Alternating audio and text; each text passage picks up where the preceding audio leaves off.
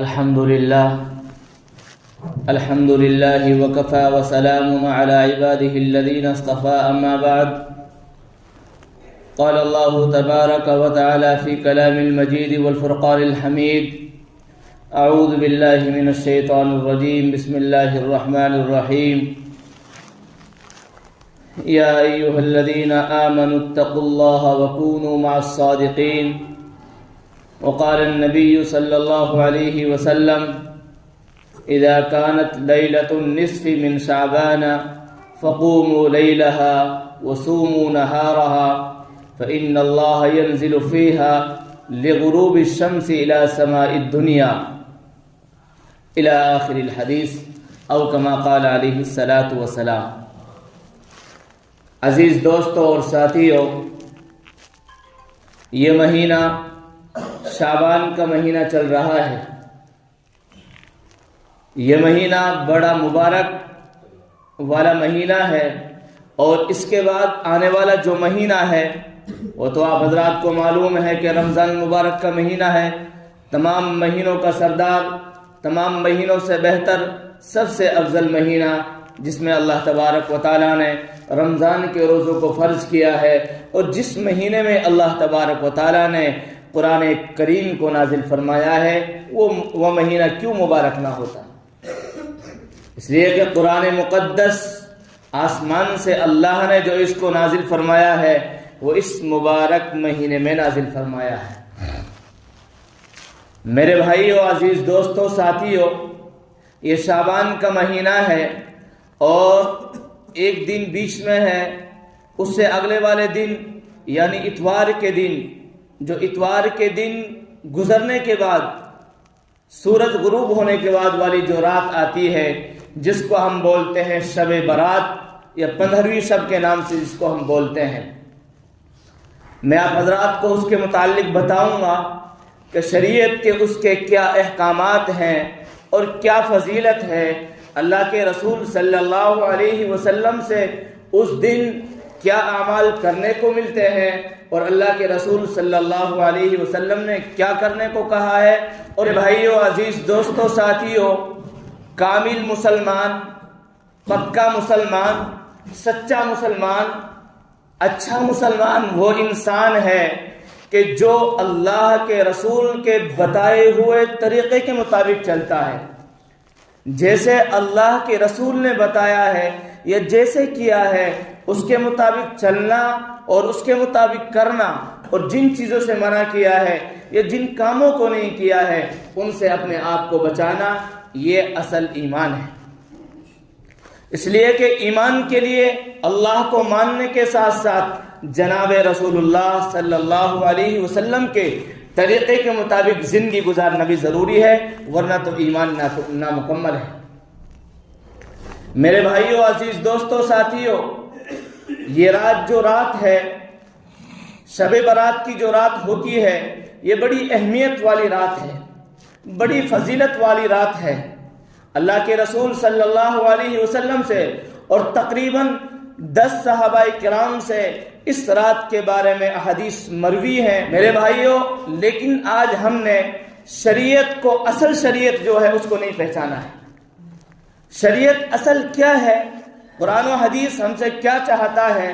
میرے بھائیوں، عزیز دوستو، ساتھیوں، اللہ کے رسول صلی اللہ علیہ وسلم نے اس رات کی فضیلت بتاتے ہوئے ہمیں یہ بتایا ہے. حضرت علی رضی اللہ تعالیٰ عنہ سے مروی ہے، اللہ کے رسول صلی اللہ علیہ وسلم نے حدیث میں ارشاد فرمایا: اذا كانت لیلۃ النصف من شعبان، کہ جب 15ویں شعبان آ جائے، فقوموا لیلہا، تو اس کے رات میں تم کھڑے ہو کر اللہ کی عبادت کرو، اللہ کی اطاعت کرو، اللہ کی فرما برداری کرو، جتنا تم سے میسر ہو سکے. نفلی عبادت پڑھو، نفلی کام کرو، نیکی کے کام کرو، اللہ سے خوب دعا مانگو، ذکر کرو، قرآن کی تلاوت کرو. وصوموا نہارہا، آگے فرمایا جب اگلے والا دن آ جائے تو اس دن کے اندر تم روزہ رکھو. لیکن اس رات کے بارے میں جتنی بھی فضیلت اللہ کے رسول سے مروی ہے، ان تمام کے تمام استحباب یہ سنت تک محدود ہے. کسی بھی چیز کو، کسی بھی کام کو اسراف کے اندر ہم فرض یا واجب نہیں کہہ سکتے ہیں. نہ فرض کوئی چیز ہے، نہ واجب کوئی چیز ہے. عبادت کرنا اسراف میں، جاگنا اسراف میں، اسراف کے اندر قرآن کی تلاوت کرنا، ذکر کرنا، یہ بھی ایک استحبابی حکم ہے. اچھی بات ہے، کوئی کرتا ہے تو ثواب ملے گا، کوئی نہیں کرتا ہے تو کوئی گناہ نہیں ہے، آرام سے سو سکتا ہے، کوئی پرابلم نہیں ہے. اس کے علاوہ اگر کوئی اگلے دن والا روزہ رکھتا ہے، اچھی بات ہے، اس کو ثواب ملے گا، بہت اچھی بات ہے. اللہ کے رسول صلی اللہ علیہ وسلم شعبان کے اکثر مہینے میں آپ روزہ رکھا کرتے تھے. اللہ کے رسول کا معمول تھا، ثواب کی بات ہے، لیکن صرف یہ مستحب ہے، یہ کوئی فرض اور واجب کوئی سنت نہیں ہے اگلے دن کا روزہ رکھنا بھی. اس لیے میرے بھائیوں، ہمیں اصل شریعت کو پہچاننا ہے. اللہ تبارک و تعالی اس رات کے اندر اللہ کے رسول صلی اللہ علیہ وسلم نے فرمایا، یوں تو اللہ تبارک و تعالی ہر رات کے اندر رات کا جو آخری حصہ ہوتا ہے، اس میں اللہ تبارک و تعالی آسمان والے دنیا پر آ کر اعلان کرتے ہیں، ہے کوئی میرے بندہ جو مجھ سے معافی مانگنے والا ہو، ہے کوئی گناہگار جو ہاتھ پھیلانے والا ہو میرے سامنے، مجھ سے معافی مانگنے والا ہو، اپنے گناہوں کو معاف کروانے والا ہو، ہے کوئی ایسا بندہ جو سوال کرنے والا ہو، جس کو کچھ ضرورت ہو میں اس کا سوال پورا کروں، میں اس کی ضرورت پورا کروں. ہے کوئی ایسا بندہ جو مصیبت کا مارا ہے، جو ظلم کا مارا ہے، جو پریشان حال ہے، میں اس کی پریشانی دور کروں، میں اس کو اس کے ظلم سے نکالوں، اس کی مصیبت سے، اس کی تکلیف سے اس کو نکالوں. اللہ اعلان کرتے ہیں، ہے کوئی ایسا بندہ جو رزق مانگنے والا ہو، جو مجھ سے رزق چاہتا ہو، میں اسے رزق عطا کروں.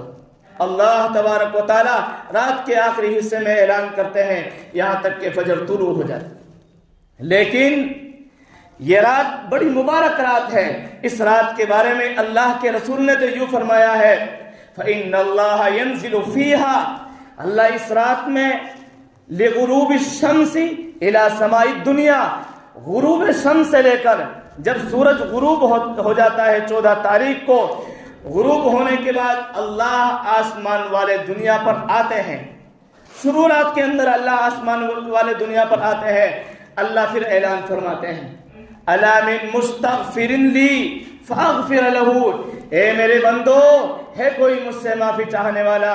تو نے دن میں گناہ کیا، پوری زندگی گناہ کرتا رہا، پورے سال گناہ کرتا رہا، رات کو بھی گناہوں میں گزارا، دن کو بھی گناہوں میں گزارا، کسی کو کوئی پتہ نہیں، یہ کسی کو پتہ ہے. اللہ اعلان کرتے ہیں، آ جاؤ میرے بندے، ہے کوئی مجھ سے معافی طلب کرنے والا، ہے کوئی مجھ سے معافی چاہنے والا، ہے کوئی جو ایسا جو گنہگار ہو اور میرے سامنے ہاتھ پھیلاتا ہو اور مجھ سے کہتا ہو، اے میرے رب مجھے معاف فرما دے، میں آپ سے گناہوں کی معافی کروانے کے لیے آیا ہوں، میں اپنے گناہوں کو دھلوانے کے لیے آیا ہوں، میں آپ کے سامنے توبہ کرنے کے لیے آیا ہوں، میں اگلے والی زندگی کو خوشگوار بنانے کے لیے آپ کے سامنے آیا ہوں. مردوں پر اللہ اعلان فرماتے ہیں، الا مسترزق فارزقہ، ہے کوئی مجھ سے رزق طلب کرنے والا، جس چیز کے لیے ہر انسان پریشان ہوتا ہے، دنیا کے چکر میں در در کی ٹھوکر کھاتا ہے، نہ حرام کو پہچانتا ہے نہ حلال کو پہچانتا ہے، بس لگا ہوا ہے، جیسا جی چاہتا ہے، بس دنیا آ جائے، پیسہ آ جائے، دولت آ جائے، چاہے کسی بھی راستے سے آ جائے، چاہے کیسے بھی آ جائے، لیکن آنی چاہیے. لیکن اللہ تبارک و تعالیٰ تو یہ اعلان کرتے ہیں، ہے کوئی ایسا انسان جو بابرکت رزق چاہتا ہو، جو مجھ سے رزق چاہتا ہو، مجھ سے مانگے آ کر، میں اسے رزق عنایت کروں گا. آگے اللہ اعلان فرماتے ہیں، الا مبتلا فعافیہ، ہے کوئی ایسا مصیبت زدہ انسان جو مصیبت کا مارا ہوا ہو، جو پریشان حال ہو، جو مصیبت اور تکلیف میں ہو، جس پر ظلم و ستم کے پہاڑ توڑے جا رہے ہوں، لیکن مجھ سے آ کے معافی مانگے، مجھ سے آ کے اپنی تکلیف کو دور کرائے، فَعَافِيَهُ، میں اس کی ہر تکلیف کو دور کروں گا. میرے بھائیوں، میرے دوستوں، میرے عزیزوں، یہ اعلان تو ہر رات میں ہوتا ہے، لیکن ہم اس وقت میں کھرنا لے کر آرام سے سوتے رہتے ہیں. ہے خوش نصیب انسان، ہے اللہ کے نیک بندے انسان جو اس وقت میں بھی، جو اس رات میں بھی، اور جو اس وقت میں بھی جس وقت اللہ اعلان کرتا ہے اس وقت میں اللہ کے سامنے کھڑے ہو کر اللہ سے باتیں کرتے ہیں، اللہ سے دعا مانگتے ہیں، اللہ سے اپنے حاجت اور ضرورت کا سوال کرتے ہیں۔ لیکن اس رات میں تو اللہ تبارک و تعالیٰ پوری رات کا اللہ یہ اعلان فرماتے ہیں کہ پوری رات میں، اس رات میں جب بندہ آئے گا میں اس کے لیے ہر چیز عنایت کروں گا۔ میرے بھائیو، عزیز دوستو، ساتھیو، اس رات کی بڑی فضیلت ہے۔ اللہ کے رسول صلی اللہ علیہ وسلم نے اس رات کے متعلق ایک حدیث میں فرمایا ہے کہ اللہ تبارک و تعالیٰ اس رات میں بے انتہا لوگوں کی بخشش کرتے ہیں، بے انتہا لوگوں کو معاف فرماتے ہیں، بے انتہا لوگوں کو معاف فرماتے ہیں۔ یہاں تک آپ نے فرمایا بنو کلب کی بکریوں سے، ان کے بالوں سے زیادہ اللہ لوگوں کی مغفرت فرماتے ہیں۔ عرب میں ایک قبیلہ تھا بنو کلب کے نام سے، زیادہ بکریاں پالا کرتے تھے۔ اللہ کے رسول نے اس سے تشبیہ دی ہے کہ ایک بکری کے کتنے بال ہوتے ہیں۔ اللہ بہانہ ڈھونڈتے ہیں، اللہ بہانہ ڈھونڈتے ہیں، بندوں کو معاف کرنے کے لیے اللہ تیار ہے، لیکن کوئی ایسا تو ہونا چاہیے جو اللہ سے مانگے۔ اللہ اعلان فرماتے ہیں قُلْ يَا عِبَادِيَ الَّذِينَ أَسْرَفُوا عَلَىٰ أَنفُسِهِمْ لَا تَقْنَطُوا مِن رَحْمَةِ اللَّهِ، اے میرے وہ بندوں جو گناہوں میں ملوث رہتے ہیں، کبھی شراب کے نشے میں دھت رہتے ہیں، کبھی جوا کھیلتے ہیں، کبھی سٹا لگاتے ہیں، کبھی اور کاموں میں ملوث رہتے ہیں، گناہوں میں زندگی گزارتے ہیں، گناہوں میں اپنے آپ کو دلدل میں پھنسا دیا ہے، لیکن وہ یہ امید رکھتے ہیں یار میری کیسے معافی ہوگی، مجھے اللہ کیسے معاف کرے گا، میں تو بڑا گنہگار ہوں، میں تو شرابی ہوں، میں تو بڑا عیار و مکار ہوں۔ لیکن نہیں، اللہ اس آیت میں اعلان کرتے ہیں قُلْ يَا عِبَادِيَ الَّذِينَ، اے میرے وہ بندو جنہوں نے اپنی جان پر، اپنے نفس پر ظلم کیا ہے، گناہ کر کر اپنے آپ کو شیطان کے تابع کر کر، اللہ اعلان فرماتے ہیں میری رحمت سے نا امید مت ہونا، بس تم سچی نیت لے کر توبہ کی نیت سے میرے سامنے آ کر مجھ سے توبہ کر لینا۔ اللہ تبارک و تعالیٰ فرماتے ہیں میں تیرے تمام گناہوں کو بخش دوں گا۔ اس لیے میرے بھائیوں، یہ تو ایک انسان ہے، یہ تو انبیاء معصوم تھے، چاہے کوئی ولی ہو، چاہے کوئی امام ہو۔ لوگ سمجھتے ہیں امام سے کوئی گناہ نہیں ہوتا، نہیں، امام معصوم نہیں ہے، معصوم تو انبیاء تھے، علماء بھی معصوم نہیں ہے، یہ بھی گناہوں کے ساتھ ملے ہوئے ہیں، گناہ انسان سے ہو جاتے ہیں، یہ تو انسان کا تقاضا ہے، گناہ ہو جاتے ہیں، لیکن اصل انسان، بہترین انسان وہ ہے جو گناہ ہوتے ہی گناہوں سے توبہ کر لیتا ہے۔ اس لیے میرے بھائیوں، ہم سے کبھی بھی کوئی غلطی ہو، ہم سے کوئی گناہ ہو، ہمیں چاہیے کہ فوراً اللہ تبارک و تعالی سے توبہ کریں۔ بہرحال میں یہ بتا رہا تھا کہ اس رات کی فضیلت بڑی اہمیت کے ساتھ ہے، لیکن اس رات میں کوئی بھی کام، جتنے بھی کام بیان کیے ہیں، چاہے وہ عبادت کے مسئلہ ہو، چاہے وہ نوافل پڑھنا ہو، رات میں جاگنا ہو، ذکر اور تلاوت کرنا ہو، یا وہ اگلے دن کا روزہ رکھنا ہو، صرف مستحب اور پسندیدہ عمل ہے، کوئی فرض اور واجب نہیں ہے۔ ہمیں اس رات میں کیا کرنا ہے اور کن کاموں کو نہیں کرنا ہے، میں آپ کو بتاتا ہوں کہ اس رات میں سب سے پہلا کام جو ہے وہ عبادت کا کام ہے۔ اس رات میں عبادت کریں جاگ کر، لیکن عبادت کی کوئی تخصیص نہیں ہے۔ ہماری عورتوں میں، بہت سارے مردوں میں خاص طریقے مروج ہوتے ہیں، پتہ نہیں کہاں سے لے کر آتے ہیں کہ 4 رکعت نماز پڑھو، 1 رکعت میں 1 سورت کو اتنی مرتبہ پڑھو، دوسری رکعت میں اتنی مرتبہ۔ یہ سب کی سب لغو بات اور بیکار بات ہے، ان کا قرآن و حدیث سے کوئی تعلق نہیں ہے، بلکہ صرف اتنا حکم ہے آپ عبادت کیجئے جتنا آپ سے ہو سکے، جتنا میسر ہو آسانی سے کر سکیں۔ 2 رکعت 4 رکعت کوئی مخصوص عبادت نہیں ہے، آپ نوافل پڑھو، ذکر کرو، قرآن کی تلاوت کرو، اپنے رب سے دعا کرو، اپنے اللہ سے مانگو۔ ایک چیز عبادت کرنا ہے، اس میں ذکر بھی ہے، قرآن کی تلاوت بھی ہے، اور اس میں نوافل بھی ہے، کوئی تخصیص نہیں ہے، کوئی بھی عبادت آپ کر سکتے ہیں، لیکن استحباب حکم سمجھ کر کرنا ہے۔ رات میں لوگ جاگنے کو ایک فرض اور واجب سمجھتے ہیں، اور لوگ ٹولیوں کی شکل میں، اجتماعی شکل میں، اور لوگ بالکل جمع ہو کر مسجدوں میں آتے ہیں، جمع ہوتے ہیں، تھوڑی سی دیر عبادت کرتے ہیں، پھر غیبت کرتے ہیں، پھر وہاں پر گپ شپ کرتے ہیں، کچھ کھاتے ہیں اور پیتے ہیں، پھر چوراہوں پر جا کر گپ شپ کرتے ہیں۔ شریعت کا اس سے کوئی تعلق نہیں۔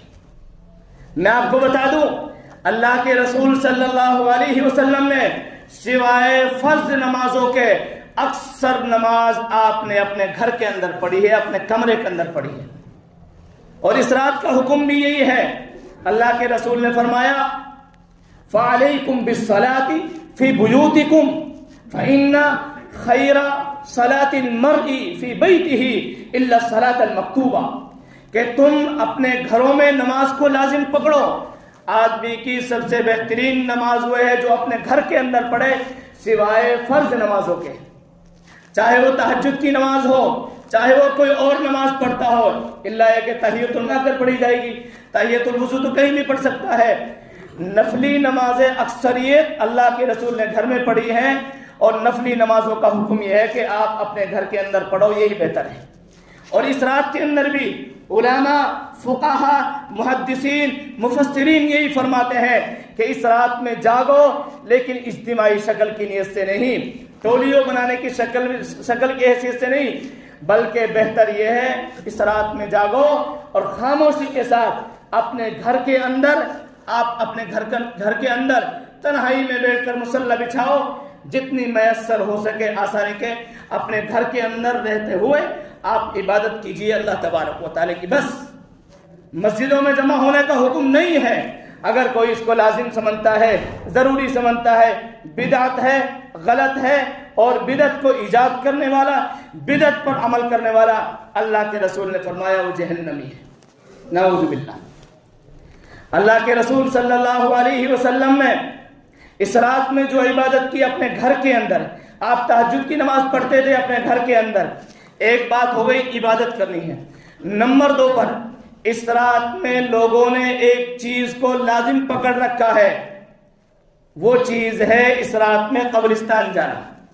میں کوئی بھی بات اپنی طرف سے نہیں کہوں گا، ایک ایک بات قرآن و حدیث سے میں کہوں گا اور ثابت کر کر میں کہوں گا، ایسے نہیں کہوں گا۔ میرا منہ، میری زبان اتنی بڑی نہیں ہے کہ میں اتنی بڑی بات بول سکوں، نہیں، میں اللہ کے رسول کا فرمان آپ کے لیے بتاؤں گا، قرآن و حدیث کے ارشادات آپ کو بتاؤں گا۔ اس رات میں قبرستان جانے کا کیا حکم ہے؟ اللہ کے رسول صلی اللہ علیہ وسلم پوری زندگی مبارکہ میں شب برات کی رات میں صرف ایک مرتبہ قبرستان گئے ہیں، اور وہ کیسے گئے ہیں سنو۔ اللہ کے رسول صلی اللہ علیہ وسلم حضرت عائشہ رضی اللہ تعالیٰ عنہ کے ساتھ آپ کے بستر میں لیٹے ہوئے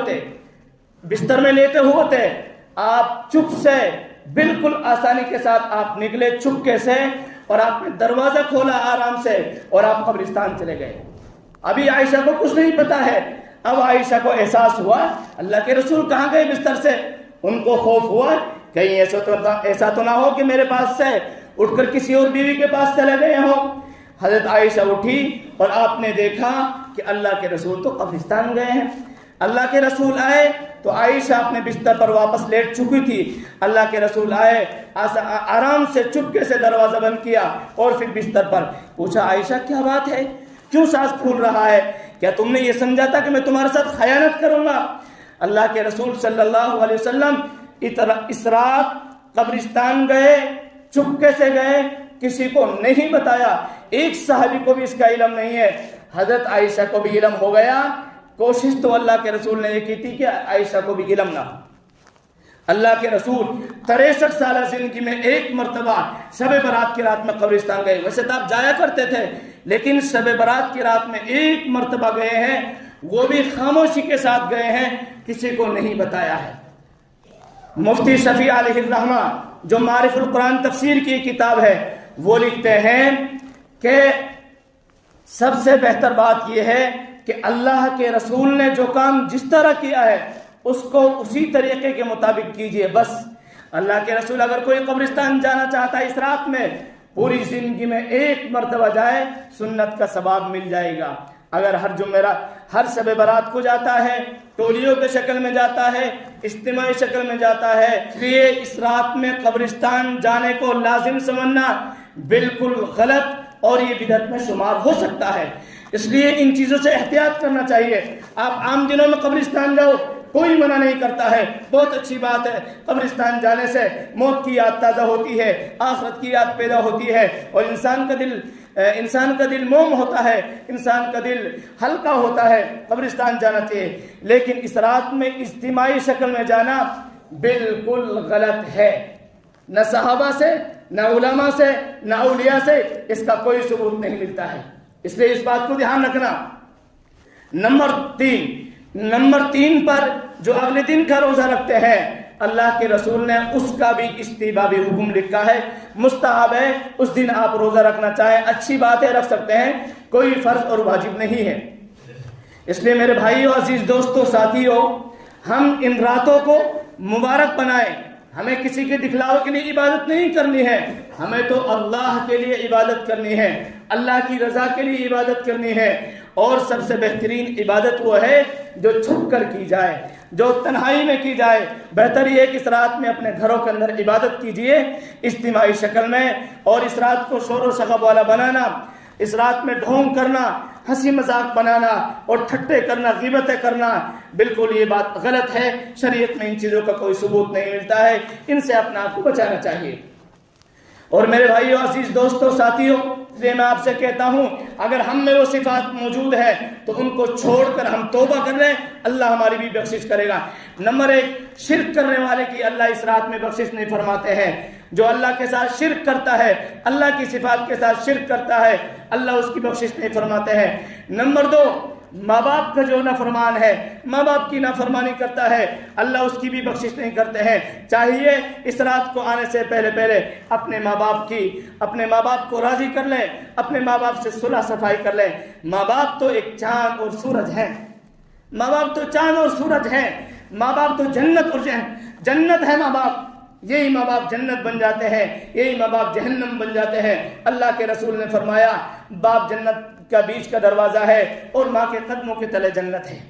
جنت تو ماں باپ ہے، آپ جنت ان سے کماؤ، فرما برداری کرو گے تو جنت، نافرمانی کرو گے اللہ کے رسول نے فرمایا جہنم والے بن جاؤ گے، جہنم میں چلے جاؤ گے۔ نمبر 3 پر رشتہ توڑنے والا وہ اس رات میں اس کی بھی بخشش نہیں ہوتی ہے۔ اس کے علاوہ کینہ رکھنے والا، حسد اور بغض رکھنے والا، اللہ اس رات میں اس کی بھی بخشش نہیں فرماتے ہیں۔ اور بھی لوگ ہیں، اس لیے ہمیں چاہیے کہ میرے بھائیوں، ایک اور ہے شراب پینے والا، شراب کا عادی ہو۔ عزیز دوستوں، ساتھیوں، شراب ایک بدترین چیز ہے، ایک بدترین گناہ ہے شراب کا پینا، اور اس سے بہت ساری برائیاں وجود میں آتی ہے۔